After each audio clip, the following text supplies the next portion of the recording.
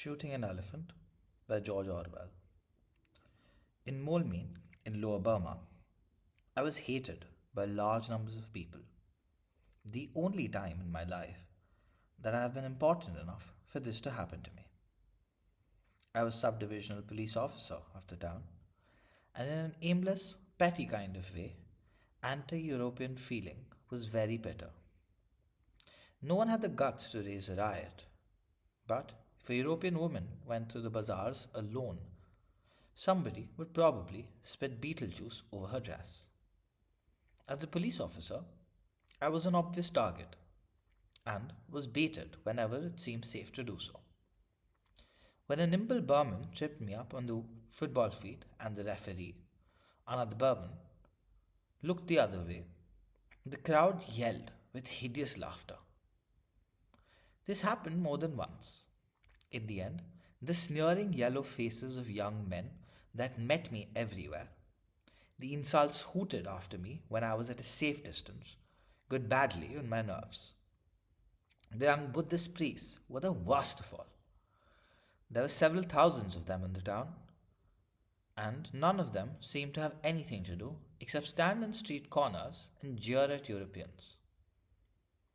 All this was perplexing and upsetting, for at that time I had already made up my mind that imperialism was an evil thing, and the sooner I chucked up my job and got out of it, the better. Theoretically, and secretly, of course, I was all for the Burmese and all against their oppressors, the British. As for the job I was doing, I hated it more bitterly than I can perhaps make clear. In a job like that, you see the dirty work of empire at close quarters. The wretched prisoners huddling in the stinking cages of the lockups, the grey, cowed faces of the long term convicts, the scarred buttocks of the men who had been flogged with bamboos. All these oppressed me with an intolerable sense of guilt. But I could get nothing into perspective.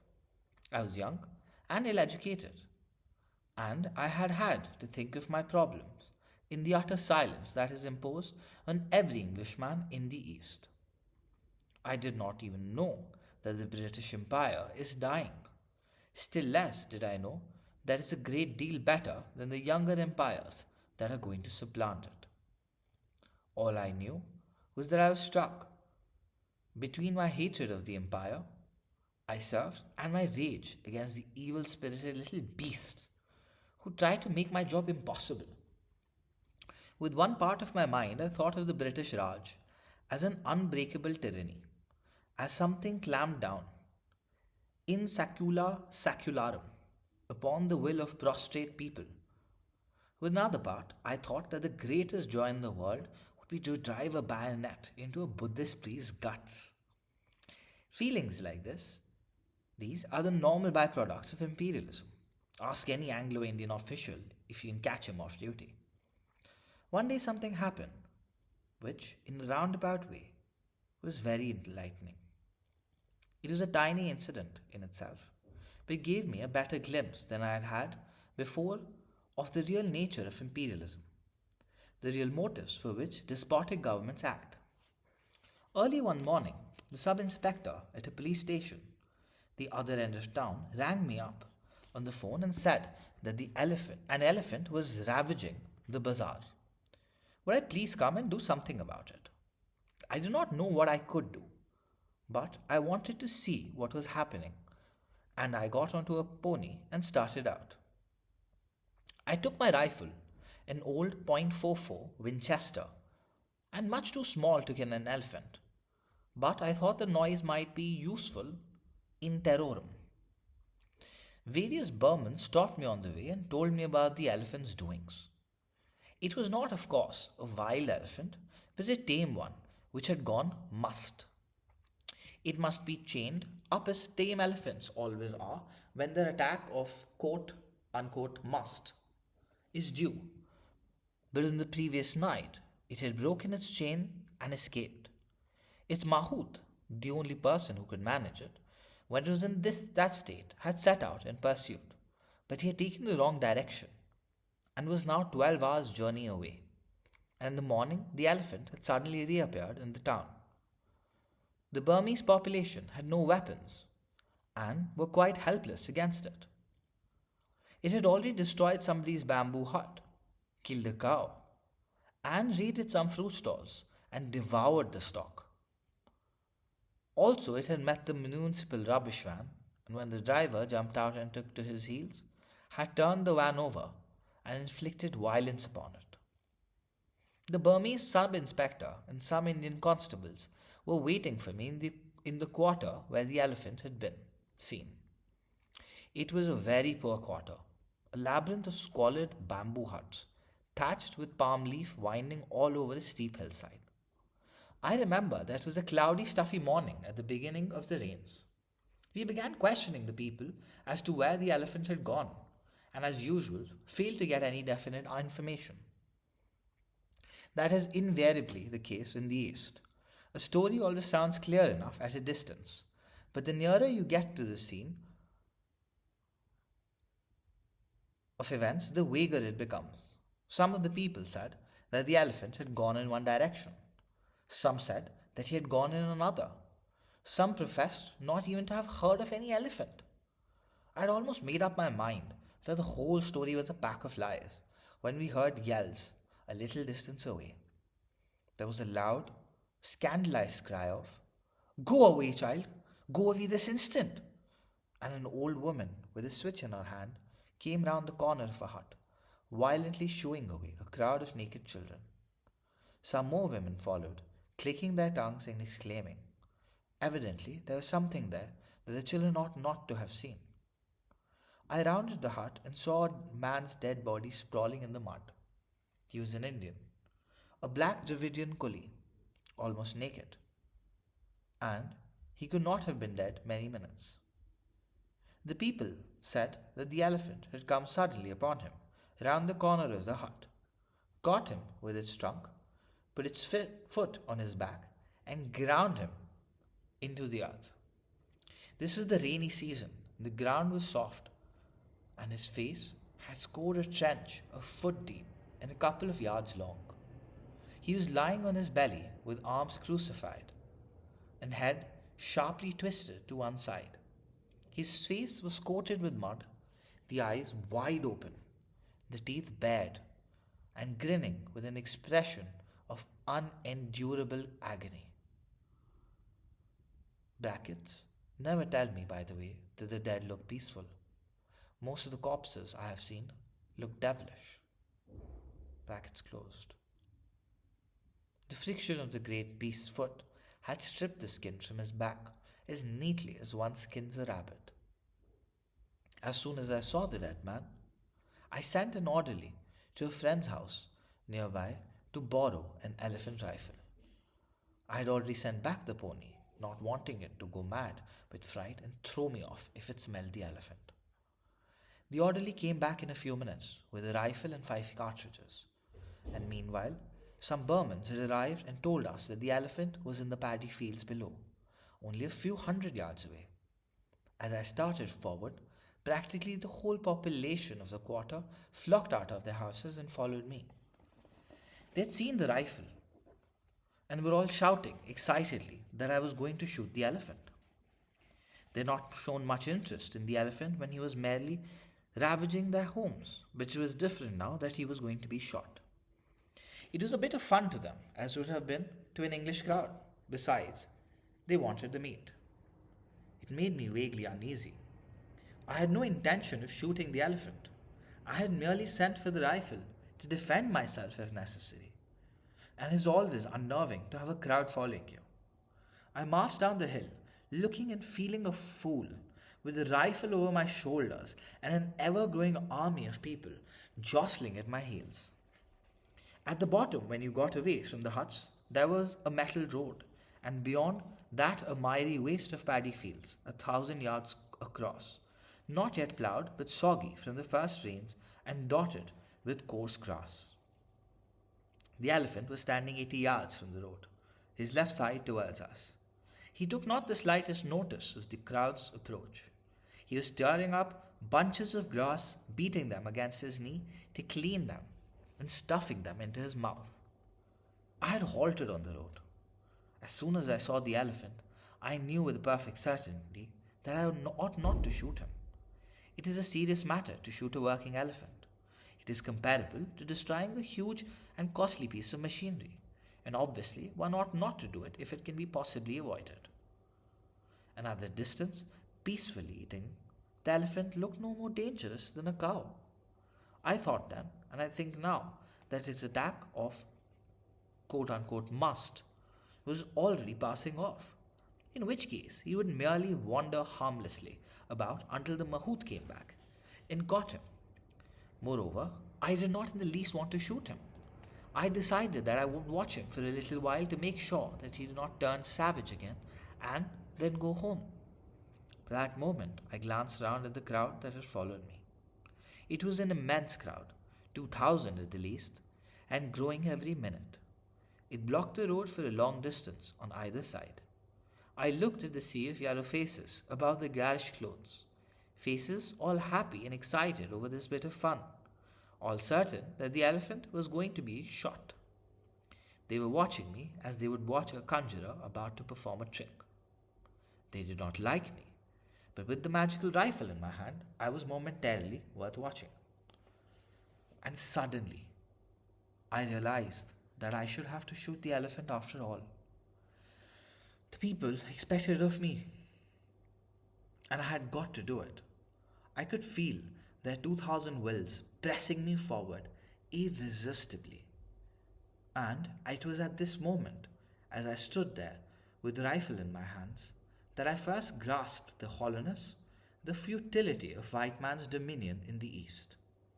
Here was I, the white man with his gun, standing in front of the unarmed native crowd, seemingly the lead actor of the piece, but in reality I was only an absurd puppet pushed to and fro by the will of those yellow faces behind. I perceived in this moment that when the white man turns tyrant, it is his own freedom that he destroys. He becomes a sort of hollow, posing dummy, the conventionalized figure of a sahib. For it is the condition of the rule that he shall spend his life in trying to impress the natives, and so in every crisis he has got to do what the natives expect of him. He wears a mask, and his face grows to fit it. I had got to shoot the elephant. I had committed myself to doing it when I sent for the rifle. A sahib has got to act like a sahib. He has got to appear resolute, to know his own mind and do definite things. To come all the way, that way, rifle in hand, with 2,000 people marching at my heels, and then to trail feebly away, having done nothing. No, that was impossible. The crowd would laugh at me.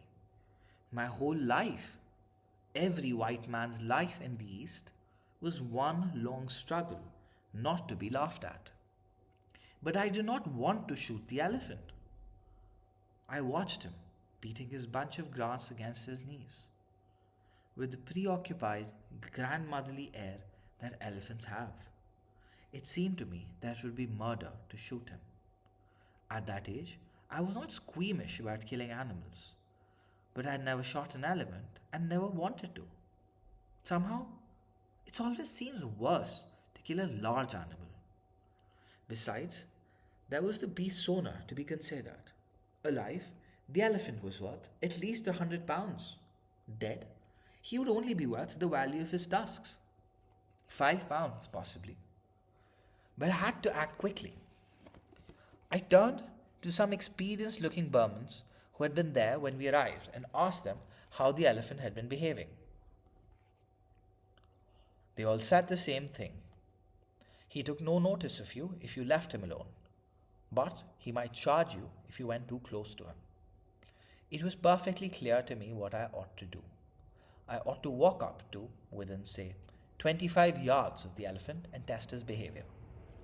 If he charged, I could shoot. If he took no notice of me, it would be safe to leave him until the mahout came back. But also, I knew that I was going to do no such thing. I was a poor shot with the rifle, and the ground was soft mud into which one would sink at every step. If the elephant charged and I missed him, I should have about as much chance as a toad under a steamroller. But even then, I was not thinking particularly of my own skin, only the watchful yellow faces behind. For at that moment, with the crowd watching me, I was not afraid in the ordinary sense, as I would have been if I had been alone. A white man mustn't be frightened in front of quote unquote natives, and so in general, he isn't frightened. The sole thought in my mind was that if anything went wrong, those 2,000 Burmans would see me pursued, caught, trampled on, and reduced to a grinning corpse like that Indian up the hill. And if that happened, it was quite probable that some of them would laugh. That would never do. There was only one alternative.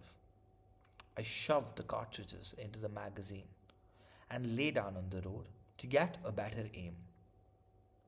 The crowd grew very still, and a deep, low, happy sigh, as if people who see the theatre curtain sew up at last breathed from innumerable throats.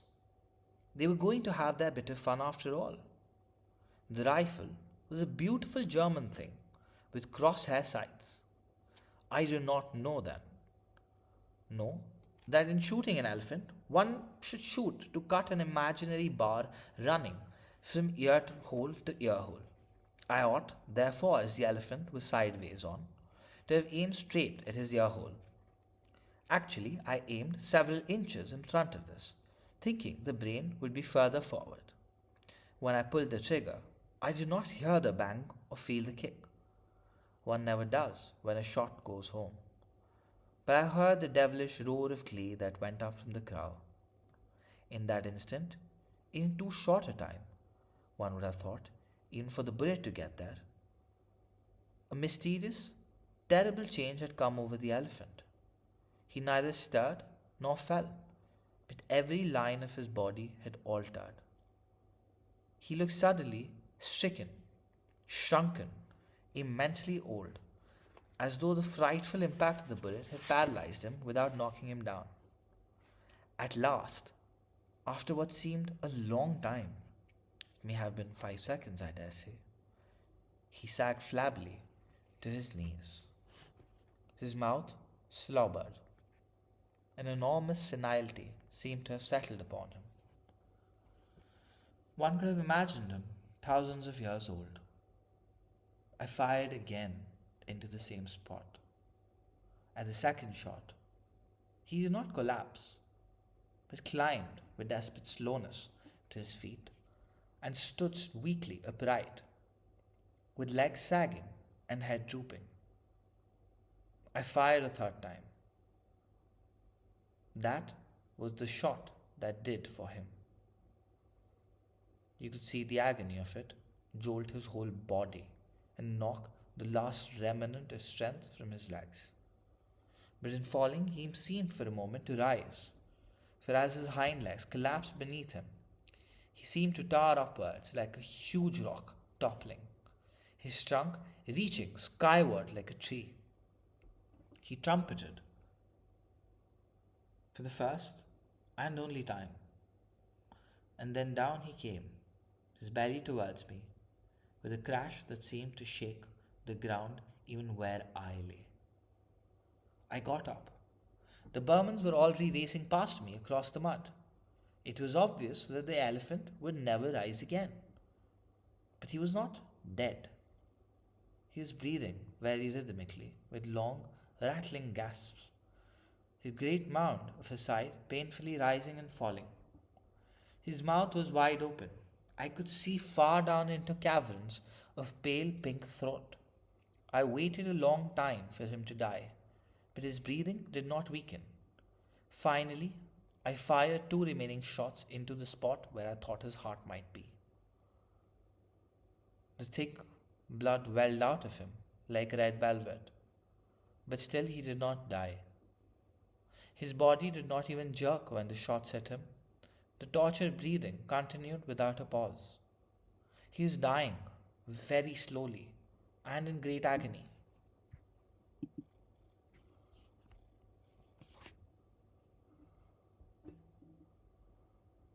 but in some world remote from me, where not even a bullet could damage him further. I felt that I had got to put an end to that dreadful noise. It seemed dreadful to see the great beast lying there, powerless to move and yet powerless to die, and not even be able to finish him. I sent back for my small rifle and poured shot after shot into his heart and down his throat. They seemed to make no impression. The tortured gasps continued as steadily as the ticking of a clock. In the end, I could not stand it any longer and went away. I heard later that it took him half an hour to die. Burmans were arriving with dars and baskets even before I left, and I was told they had stripped his body almost to the bones by the afternoon. After all, of course, there were endless discussions about the shooting of the elephant. The owner was furious, but he was only an Indian and could do nothing. Besides, legally I had done the right thing, for a mad elephant has to be killed, like a mad dog, if its owner fails to control it. Among the Europeans, opinions was divided. The older men said I was right. The younger men said it was a damn shame to shoot an elephant for killing a coolie, because an elephant was worth more than any damn Koringi coolie. And afterwards, I was very glad that the coolie had been killed. It put me legally in the right, and it gave me a sufficient pretext for shooting the elephant. I often wondered whether any of the others grasped that I had done it solely to avoid looking a fool.